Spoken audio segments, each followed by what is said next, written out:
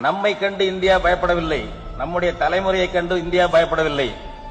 நம்முடைய முன்னோர்கள் வரலாற்றை கண்டு, நம்முடைய மொழியை கண்டு இந்தியா பயப்படுகிறது. இந்த இனத்தில் திராவிட முன்னேற்றக் கழகம், அண்ணா திராவிட முன்னேற்றக் கழகம் போன்ற கண்காணி கட்சிகள் இருக்கலாம், செல்வாக்கு பெற்றிருக்கலாம், கண்காணிகள் இருந்து கொண்டு காட்டிக் கொடுக்கலாம். ஆனால் இந்த இனம் ஒரு பிரபாகரனை ஈன்றெடுக்கும் உள்ளாற்றல் கொண்டது. ஆமா, இந்த இனம் ஒரு பிரபாகரனை, ஒரு கிட்டுவை ஈன்றெடுக்கக்கூடிய பொட்டன்சியாலிட்டி, உள்ளாற்றல் கொண்டது என்று இந்திய ஏகாதிபத்தியம் அச்சப்படுகிறது. அதை நினைத்துக் கொள்ளுங்கள். நம்முடைய இனம் உலகத்தில் மூத்த மொழிக்கு சொந்தமான இனம். ஆரியத்தையும் சமஸ்கிருதத்தையும் நீக்கி வைத்து வாழக்கூடிய ஒரு இனம். 2500 ஆண்டுகளுக்கு முன்பு ஆரியர்களை விரட்டி அடித்த ஒரு மன்னன் என்று சங்க தமிழ் ஒருவனுக்கு பட்டம் கொடுக்கிறது. ஆரிய படை கடந்த நெடுஞ்செழியன் என்று.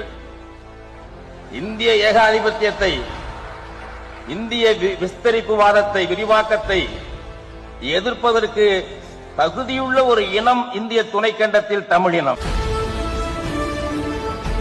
நம்மை கண்டு இந்தியா பயப்படவில்லை, நம்முடைய தலைமுறையை கண்டு இந்தியா பயப்படவில்லை.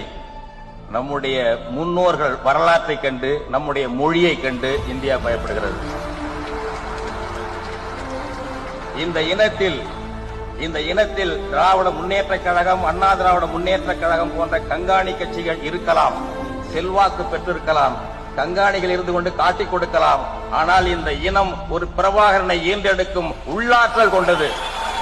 ஆமா, இந்த இனம் ஒரு பிரபாகரனை, ஒரு கிட்டுவை ஈன்றெடுக்கக்கூடிய பொட்டன்சியாலிட்டி, உள்ளாற்றல் கொண்டது என்று இந்திய ஏகாதிபத்தியம் அச்சப்படுகிறது. அதை நினைத்துக் கொள்ளுங்கள்.